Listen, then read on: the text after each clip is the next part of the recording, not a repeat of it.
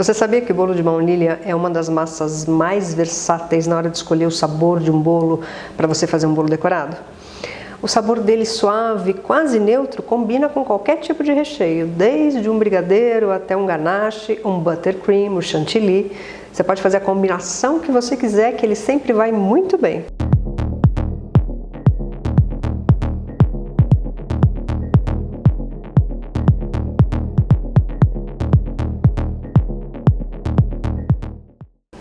Olá, eu sou Sandra Dias, cake designer profissional desde 2001 e sejam bem-vindos ao meu ateliê.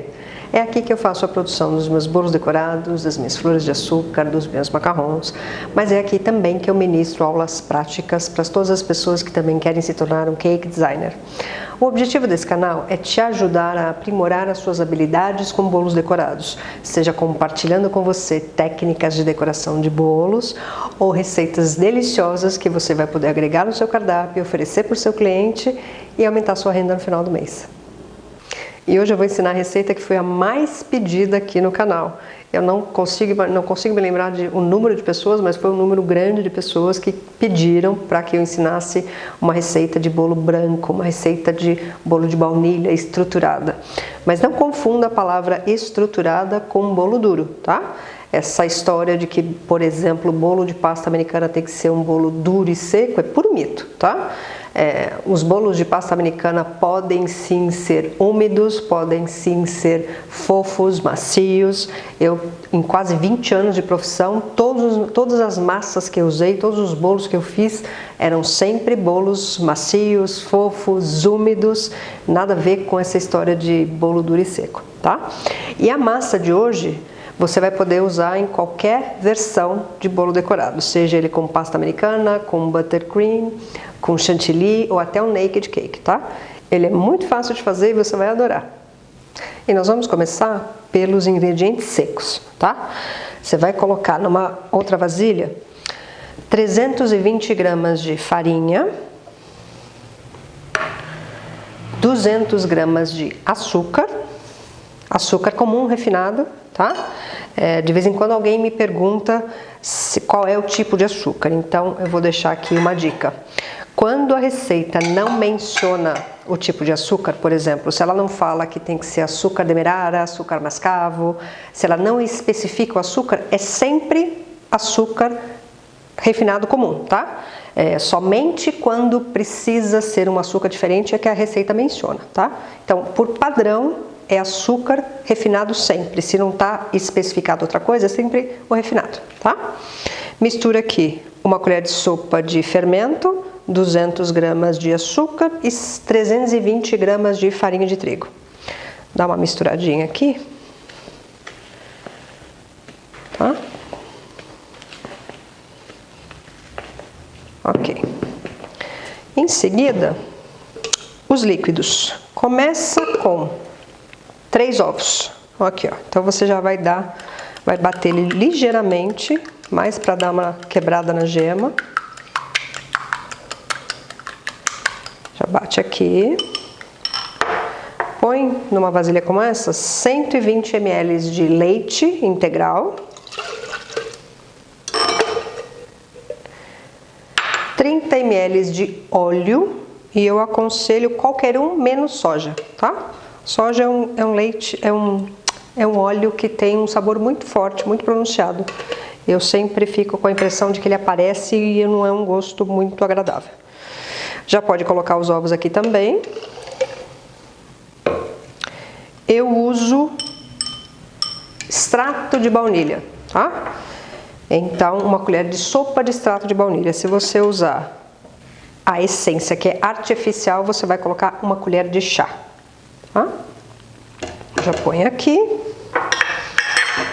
E eu tenho aqui também 40 gramas de sour cream, 40 gramas de creme azedo, tá? Se você não sabe o que é, se é a sua primeira vez aqui no canal, eu vou deixar aqui em cima o link da receita que eu já ensinei ela a fazer, porque esse não é um produto que tem à venda nos supermercados aqui no Brasil, tá? Mas ele é super fácil de fazer e a função dele é duplamente. Uma, ajudar na umidade do bolo, deixar ele mais úmido, e a acidez dele também ajuda a amaciar o glúten, a deixar o glúten mais macio. Então o resultado também é um bolo mais macio, tá?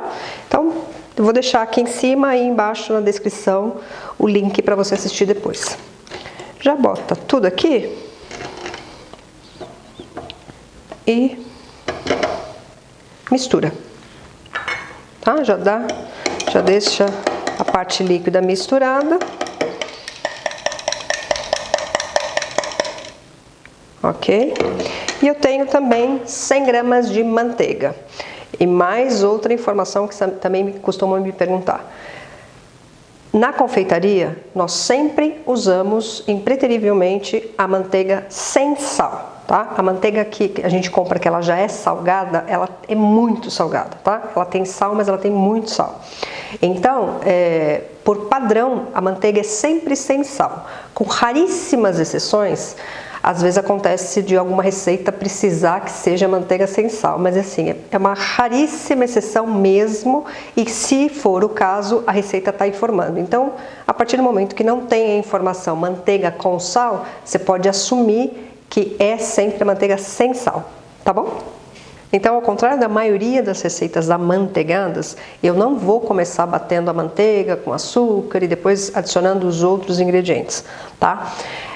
Fazendo desta maneira, corre o risco de você acabar batendo demais a massa, trabalhar demais o glúten e aí deixa o bolo muito quebradiço, tá? Que é um dos problemas da massa amanteigada. Se você bate demais, ele fica quebradiço demais. E eu, por exemplo, eu não gosto, tá? Então, fazendo no processo que eu vou fazer, da maneira que eu vou fazer, a chance é menor de que você bata demais e acabe deixando ele quebradiço, tá? Então, você vai começar colocando, põe só 1/3 ou até metade dos secos da farinha, né? Farinha, açúcar e fermento aqui, porque a gente vai esfarelar essa manteiga nele, só para você não tomar banho de farinha, tá? Se colocar tudo de uma vez junto com a manteiga, isso aqui sai voando até... Olha lá, põe aqui, põe as 100 gramas de manteiga, tá em ponto pomada. Então evite que ela esteja gelada, tá? Só para misturar mais fácil aqui. E aí você vai misturar até que ele vire, essa manteiga vire meio que uma farofa.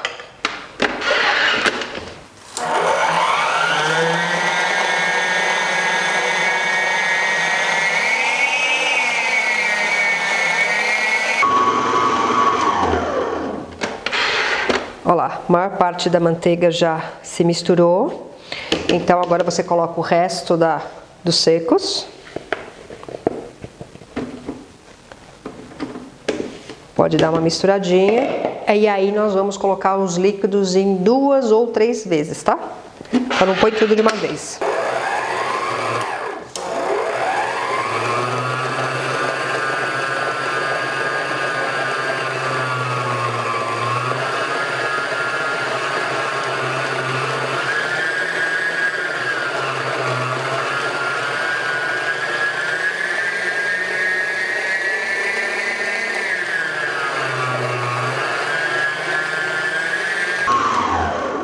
Olha lá, dá aquela paradinha básica para soltar a massa que fica presa lá no fundo.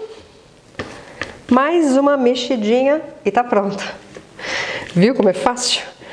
Só que fazendo dessa maneira, evita que você bata demais a massa, trabalhe demais o glúten e acabe tendo um bolo muito quebradiço, tá? Fora que assim é mais fácil, né?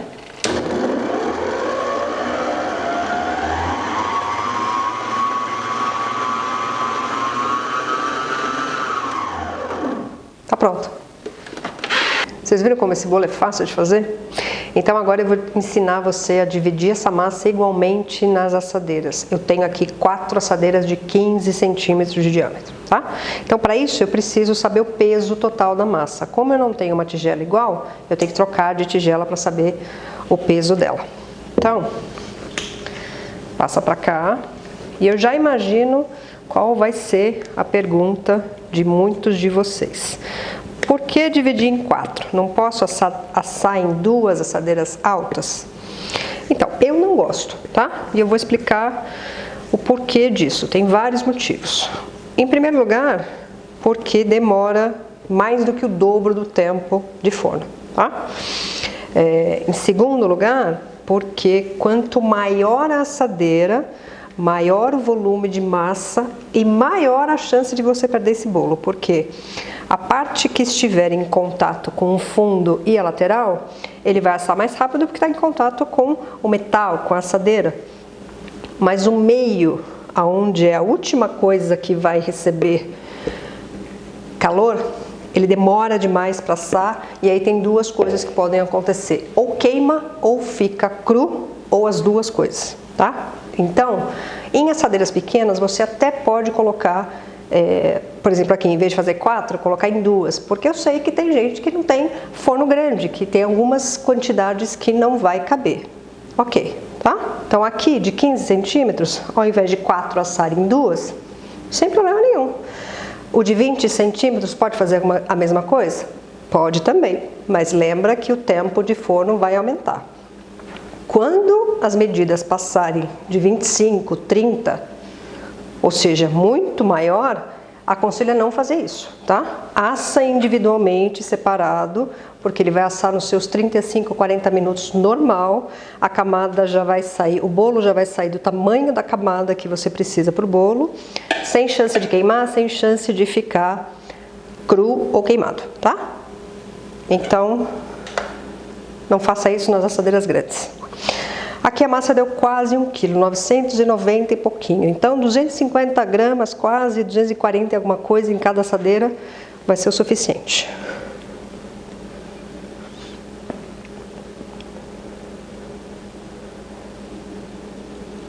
Ó, põe aqui. E aqui embaixo, na descrição, depois eu vou deixar, porque na verdade assim, as receitas não são feitas especificamente para cada tamanho de assadeira, tá? Muito pelo contrário, a gente que acaba descobrindo qual é o rendimento dessas receitas. Então, significa o quê? Que como a confeitaria é matemática, tá? Você simplesmente ou divide igualmente ou multiplica corretamente para você aumentar ou diminuir a quantidade de massa que você precisa. Então, eu vou deixar ali embaixo o link para vocês de quais são as quantidades que você consegue fazer com essa receita total, tá? Então eu vou colocar para assar e quando ficar pronto, você vai ver que coisa mais linda que ela fica. A camada prontinha, mas de um bolo estruturado, um bolo úmido e um bolo macio que você vai amar. Enquanto o bolo está no forno, se você ainda não é inscrito no canal, mas quer continuar acompanhando as minhas receitas, as minhas dicas, as técnicas de decoração que eu ensino aqui, aproveita para se inscrever. Clica aqui embaixo no botão vermelho inscrever-se. Não esquece de clicar também no sininho, porque isso ativa as notificações. Assim, toda vez que tiver um vídeo novo aqui no canal, o YouTube te avisa e você não vai perder a novidade. E se você também está gostando dessa receita e das dicas que eu estou te dando, deixa o seu like para mim também. Vou ficar muito feliz de saber que você gostou. E se você ainda não me segue no Instagram também, vale a pena dar uma espiadinha por lá. Porque além de ver foto dos meus trabalhos, você vai ver foto dos trabalhos dos meus alunos, resultados de aulas práticas. De vez em quando eu também publico uma receita mais fácil, mais simples de fazer, mas uma receita gostosa que de repente pode te interessar. No Stories eu publico coisas do meu dia a dia, alguma coisa que eu esteja fazendo. Às vezes eu entro online e aí é mais divertido porque as pessoas podem interagir ao vivo comigo, né? Porque quem tiver online pode entrar e ficar batendo papo comigo e eu acabo, às vezes, até ensinando alguma coisa, de repente até a respeito do que eu esteja fazendo naquele momento. Se você usar uma receita minha, você pode me marcar na publicação usando o @SandraDiasCakeDesigner, que eu vou até lá, eu vou dar o meu like para você e vou deixar o meu comentário para você também saber que eu vi. E como eu dividi a massa em porções menores e coloquei para assar em assadeiras mais baixas, ele assou no tempo normal de 40 minutos, tá? Se o seu forno for a gás, você vai assar em 180 graus. Se ele for elétrico, 160 graus. E por que a diferença? Porque no forno a gás existe uma circulação de oxigênio mais alta que torna o calor gerado pelo gás mais úmido. tá? E no elétrico, como o calor é gerado por uma resistência, é como se o calor fosse mais seco. E por isso, se você assar a 180 graus num forno elétrico, geralmente você vai queimar o bolo, ou seja lá o que você estiver fazendo, porque ele é mais seco, ele vai assar inclusive até mais rápido, mas vai queimar, tá? Então, forno a gás, 180 graus, forno elétrico, 160 graus. E neste caso, 40 minutos foi suficiente, tá? Que é o tempo normal de forno. Se você tivesse colocado, ao invés de 4, 2 de 15, só que 2 daquela mais alta, esse tempo seria bem maior, tá? Provavelmente em torno de quase 1h30 até assar. Inclusive, como vai ficar mais tempo no forno, a casquinha deve ficar mais escura também, tá? Então não estranhe o fato dela estar mais clara aqui, é porque ficou no tempo normal de forno. Olha que bonita, tá? Ó, até a casquinha, até a lateral dela é bonita. Eu usei desmoldante, mas você poderia untar com manteiga e farinha do mesmo jeito, tá? Olha aqui, olha como ela é bonita. Cortar a tampinha, porque na verdade ele nunca assa absolutamente reto, tá? A última parte que recebe calor é o centro do bolo, então ela assa por último. Então é por isso que nenhum bolo fica reto sempre. Mas aqui, olha, tá fácil inclusive até de começar o nivelamento dele, que é cortar essa tampinha, ó.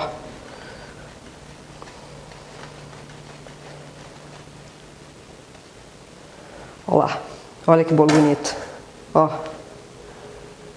olha a estrutura dele, tá? Mesmo aqui na casquinha. Ó, tá? Uma camada já pronta, linda, que você pode usar no naked cake, no bolo de pasta americana, no bolo com buttercream, no bolo com chantilly, o que você quiser, porque ele tem uma estrutura boa, ele não é seco, ele já é naturalmente úmido, mas você pode colocar calda se você preferir. Eu sempre uso, tá? Uma calda neutra de preferência, e é um bolo delicioso, tá? Vou até provar um pedacinho aqui.